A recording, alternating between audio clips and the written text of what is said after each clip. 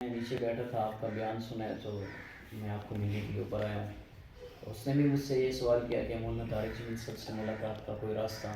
تو میں نے کہا بالکل مولانا صاحب سے ملاقات ہو سکتی ہے۔ تو کہتے اپنا نمبر دے دیں۔ میں نے پھر اپنا موبائل نمبر ان کو دے دیا، تو بڑی خوش ہو کے ملاقات ہوئی۔ بڑا اچھا آدمی مجھے لگا۔ ایک آدمی اداکاری کر رہا ہے اپنے انداز میں، اس کی بعض ویڈیو میں سبق بھی ہوتا ہے ہوگا، اور بعض شاید جیسے فنی مشہور ہے لوگوں کو ہنسانے کے لیے، لیکن ان لوگوں کو ہم نے محبت دینی ہے۔ میرے دل میں اس کے لیے وہ عجب محبت پیدا ہوئی جب وہ اچانک مجھے ملا، تو محبت سے کام ہوتا ہے جی۔ تو اس لیے اس نمبر بھی لے گیا ہے۔ ہمیں ایک آدمی کو دعوت دینی ہے طریقے کے ساتھ، ہم اسے فوراً یہ نہیں کہہ سکتے آپ غلط کر رہے ہیں، ایسے کر رہے ہیں، ایسے کیوں کر رہے ہیں، نہیں۔ پہلی ملاقات تھی، لوگوں نے مجھ سے پوچھا آپ نے اس کو دعوت دی، کیا کہا؟ میں نے اس سے ایسی دین کے موضوع پہ کوئی بات نہیں کی، بلکہ میں نے یہ بھی بتایا کہ جس آدمی کے ساتھ ابھی آپ ڈرامے بنا رہے ہیں، شاہد افضال صاحب، میں نے کہا یہ ہمارے شروع میں ہدایت کار یہ ہوتے تھے، میں بھی یہاں ڈرامے کرتا تھا۔ وہ مجھے غور سے دیکھنے لگا کہ یہ کیا کہہ رہے ہیں۔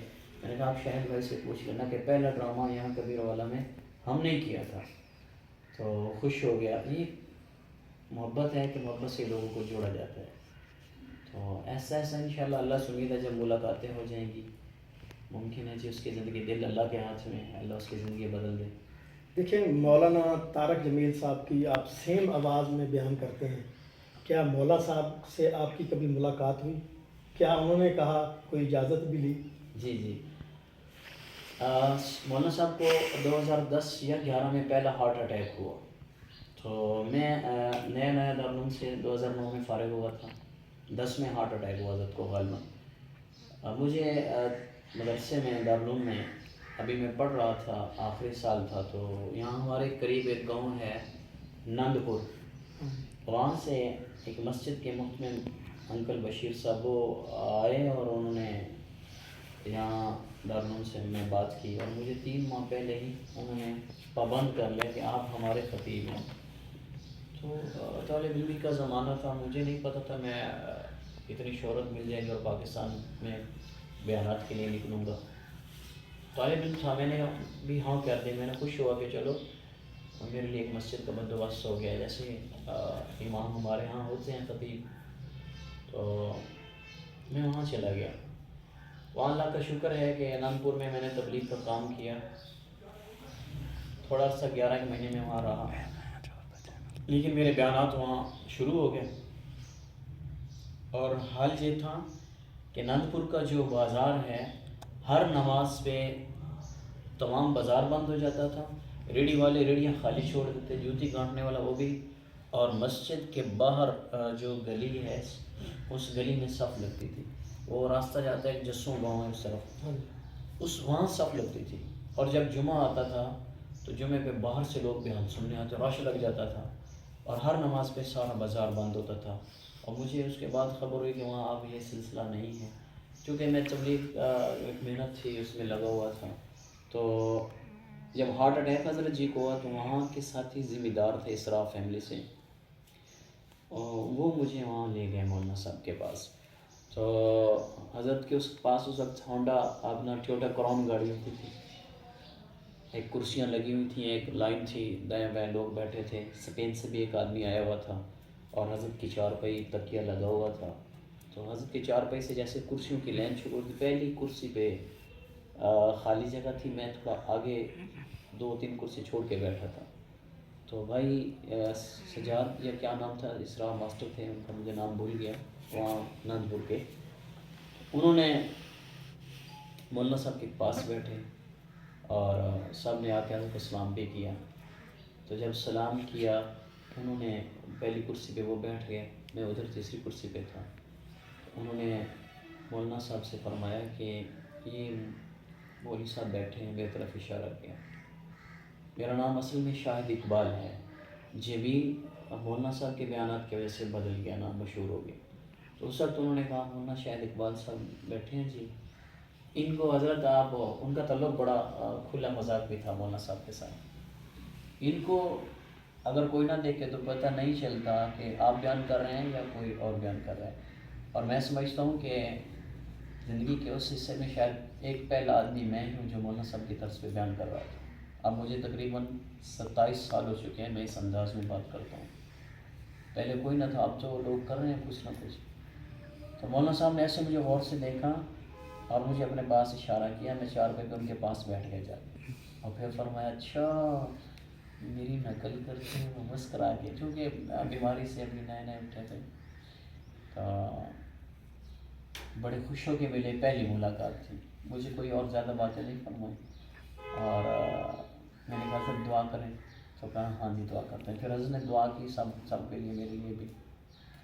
میں پھر وہاں سے اٹھ گیا، تھوڑا دور سے علاقے گیا، اور لوگ ملاقاتوں والے تھے، تو ایک آدمی آیا ہوا تھا اسپین سے حضرت کے پاس ملنے کے لیے، وہ ڈر رہا تھا نا، مجھے کہتا ہے میں نے تھا گجرانوالہ کا، اسپین زندگی گزار رہا تھا، میں نے نا اپنا بیٹے کو داخل کرنا ہے مدرسے میں، تو میری ملاقات کروا دیں۔ پھر مولوی شوکت صاحب رحمۃ اللہ تعالیٰ حضرت کے ساتھی تھے، تو میں ان کے قریب ہوا، تو انہوں نے مجھے سینے سے لگایا، وہ بھی ملے میرے ساتھ، وفات تک بڑی محبت سے رہے، اپنی مسجد میں وہاں بیان بھی کروایا میرا طلبہ میں۔ تو میں نے ان سے درخواست کی وہ حضرت کے قریب اس آدمی کو لے گیا۔ تو یہ پہلی ملاقات تھی مولانا صاحب سے۔ 2003 میں میں حضرت کے قریب کھڑا رہا، لیکن چونکہ عید والے بیان سے فارغ ہوئے تھے طلبہ، تو فرمایا مجھے کوئی مصافحہ نہ کرے۔ میں نے کبھی حضرت کو مصافحہ نہیں کیا، میں قریب کھڑا رہا لیکن میں نے ہاتھ نہیں بڑھایا کہ حضرت نے ممبر پہ منع کیا مجھے کوئی سلام نہ کرے۔ 2 میں میں نے پہلی مرتبہ حضرت کو دیکھا، اور ملاقات 10 میں ہوئی جب میں فارغ ہو چکا تھا مدرسے سے، اور 17 میں حضرت نے مجھے ساتھ میں خط بھی طالب علمی کے زمانے میں بھیجا تھا۔ 2017 میں نے باقاعدہ حضرت سے دوبارہ اجازت کی۔ اچھا ماشاءاللہ، جس طرح کہ سنا جا رہا ہے کہ آپ نے ایک شادی اور کی ہے۔ جی میں نے ابھی 2023 میں 18 اگست کو میری دوسری شادی ہوئی، تو علماء حضرات اس پہ وہ بڑا وہ آپ کو پتہ ہی ہے، چونکہ ہم مسائل پڑھتے ہیں، تو میری زندگی میں ایک شوق تھا اور مسلسل میں کوشش میں تھا۔ منڈی بہت دن میرے ملنے والے تھے، تو میں نے وہاں ذمہ لگایا ہوا تھا، تو انہوں نے مجھے فون کیا، رشتہ آ گیا۔ ماشاءاللہ میری مسز حافظہ بھی ہیں، اور ماشاءاللہ ایک سکالر ہیں، ہم اسلامیات بھی ہیں، ان کے بھی بیانات ہوتے ہیں، تو دینی نسبت تھی، اور لوگ پتہ نہیں کیا سمجھ رہے ہوں گے کہ کیسے شادی کی ہے۔ ایک متعلقہ خاتون ہے، ایک بچی بھی ساتھ ہے، اور مزے کی بات ہے کہ میرے عمر سے 1 سال مجھ سے بڑے بھی ہیں۔ تو اللہ کے نبی صلی اللہ علیہ وسلم کی یہ سنت، حضرت خدیجہ بڑی تھی، تو میں نے بھی وہ جب رشتہ دیکھنے گیا تو بچی میری گود میں آ کے بیٹھ گئی، اس کی وجہ سے میں نے ہاں کر دی۔ حالانکہ میں چاہتا تو کہیں اور بھی ہو سکتا تھا، چھوٹی عمر والوں سے بھی، لیکن بس اچانک میرے دل میں آ گیا کہ چلو اللہ کی طرف سے نعمت ہے، بچی آ رہی ہے، اس کی خدمت ہی صحیح، تو میں نے ہاں کر دی۔ اس پہ 1 ہفتہ سوچنے کے بعد میں نے ہاں کر دی، اور میری 18 اگست کو وہاں شادی ہو گئی۔ اب دونوں بیویاں اکٹھی رہ رہی ہیں جی۔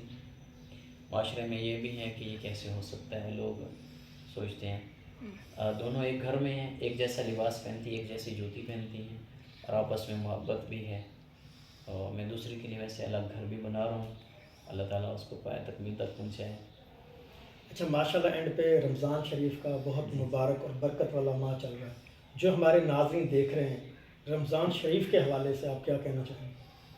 اللہ کے نبی صلی اللہ علیہ وسلم کا فرمان ہے کہ جب رمضان آتا ہے غفر لہ ما تقدم من ذنبہ، اللہ تعالیٰ ایمان والوں کا سارے گناہوں کو معاف کر دیتا ہے۔ اور میں نے کئی بیانات میں بتایا کہ ہر رات 10 لاکھ جہنمیوں کو نکال کر جنت میں ڈالا جاتا ہے۔ روزے دار جو ہے اس کے لیے سمندر کی مچھلیاں، ہوا میں اڑنے والے پرندے، ساری مخلوق افطاری کے وقت ان کے لیے بخشش کی دعا کرتے ہیں۔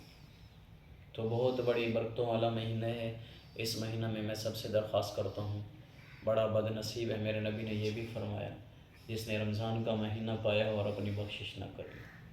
تو رمضان کا مہینے کا ادب کریں اور اپنی بخشش کا سامان کریں، اور اللہ سے دعائیں مانگیں۔ دعا بہت بڑی نعمت ہے، جو اللہ سے مانگتا ہے اللہ اس سے خوش ہوتا ہے، اور جو اللہ سے نہیں مانگتا اللہ اس سے ناراض ہوتا ہے۔ ہم مخلوق سے سوال کرتے ہیں، ایک آدھ دفعہ شاید سوال پورا ہو جاتا ہوگا، پھر دوبارہ جاؤ وہ کہے کہ کیا مسئلہ ہے، تیسری مرتبہ جاؤ تو وہ سوال پہ غصے ہو جاتے ہیں۔ لیکن اللہ کے نبی نے فرمایا اذا استعنت فاستعن باللہ، اذا سألت فاسأل اللہ، جب بھی سوال کرو اللہ سے کرو، اور جو اللہ سے سوال کرتا ہے اللہ اس پہ خوش ہوتا ہے کہ میرا بندہ مجھ سے بھیک مانگ رہا ہے۔ تو عاجزی اسی میں ہے کہ ہم اپنے اللہ سے دعائیں مانگیں۔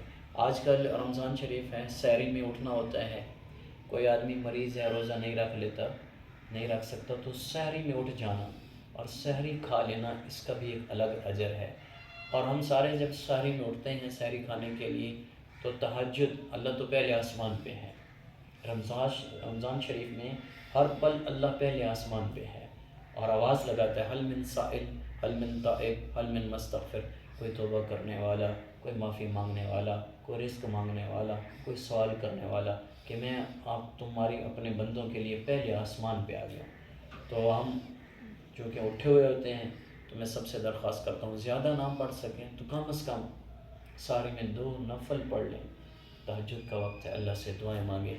اور فلسطین والوں کے لیے میں ان کو دیکھتا ہوں تو مجھے میڈیا میں بہت دکھ ہوتا ہے، بیچارے روٹی کو ترس رہے ہیں، حالات خراب ہیں وہاں، تو اہل فلسطین کے لیے بھی آپ لوگ دعائیں کریں۔ بہت بہت شکریہ سر۔ جی ٹھیک ہو گیا۔ جی ناظرین، یہ تھے شاہد جمیل صاحب، آپ نے ان کی باتیں سنی، میں امید کرتا ہوں کہ آپ کا دل جو ہے منور ہوا ہوگا اور آپ ان کی زندگی، لمبی زندگی کے لیے دعا کریں کہ اللہ تبارک و تعالیٰ ان کو لمبی زندگی اور صحت دیں۔ تو اسی کے ساتھ اپنے ہوسٹ غلام اسفر سندھی کو دیجیے اجازت، ملتے ہیں نیکسٹ ویڈیو میں، اللہ حافظ۔